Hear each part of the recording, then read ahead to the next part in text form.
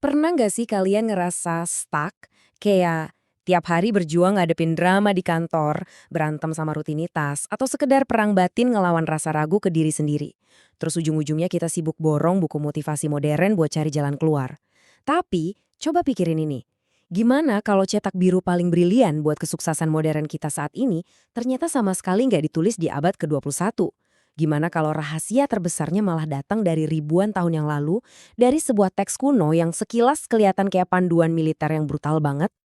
Jadi, pertanyaan kritisnya begini.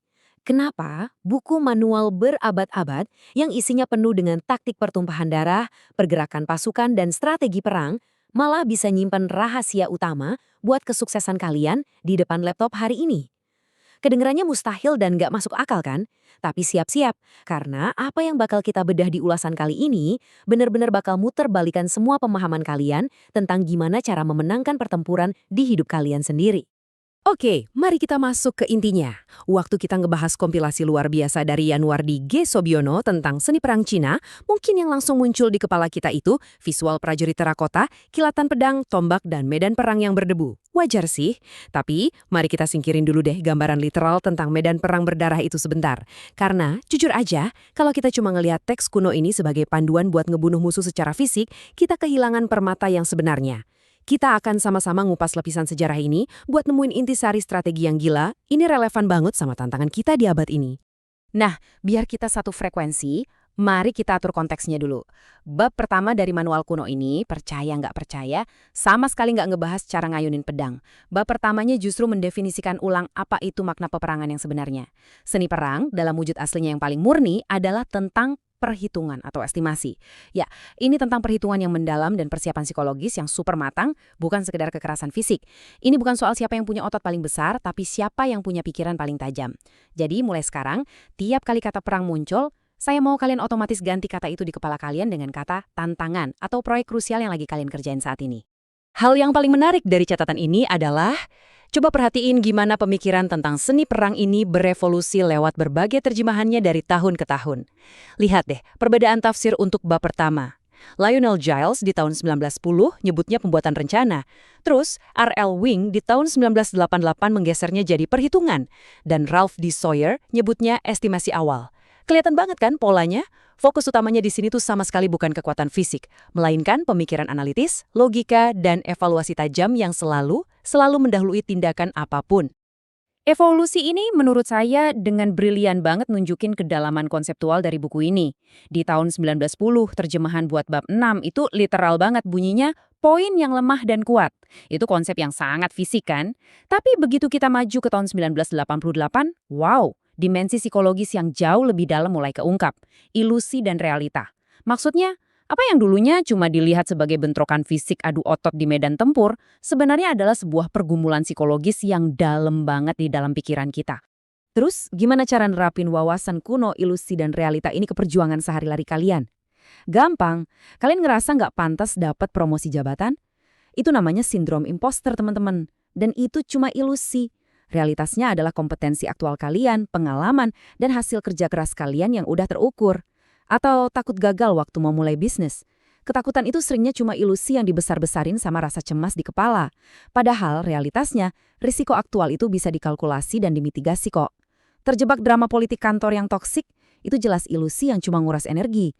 Realitasnya adalah metrik produktivitas sejati kalian. Intinya, ngejalanin hidup sehari-hari itu pada dasarnya adalah seni.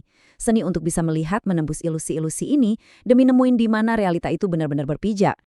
Poin krusialnya di sini adalah kita nggak lagi ngomongin soal konfrontasi yang nekat atau gegabah.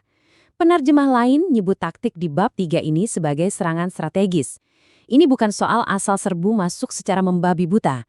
Teks ini benar-benar nekenin banget kalau perang intelektual itu levelnya jauh-jauh di atas konfrontasi fisik.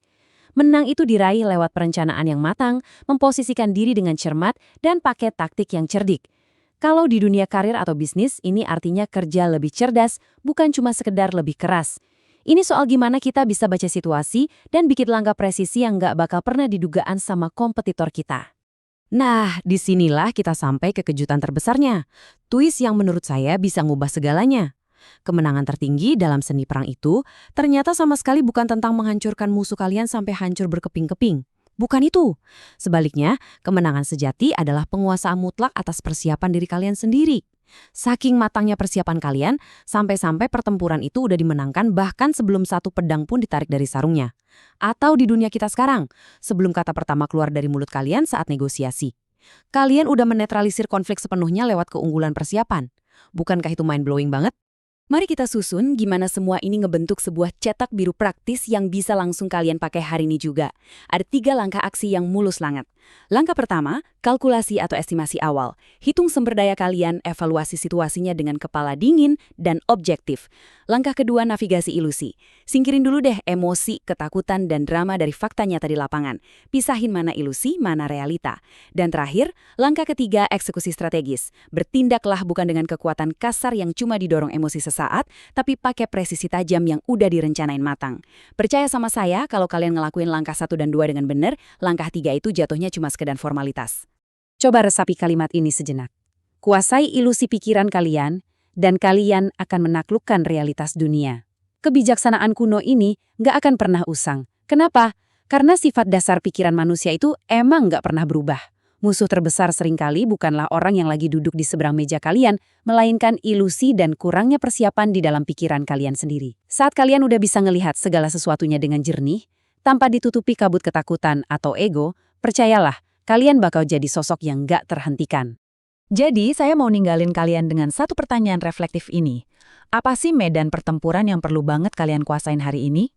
Apakah itu wawancara kerja yang udah di depan mata, negosiasi alot sama klien, atau mungkin pertempuran melawan rasa malas dan penundaan di kepala kalian sendiri? Apapun tantangannya, ingat pesannya.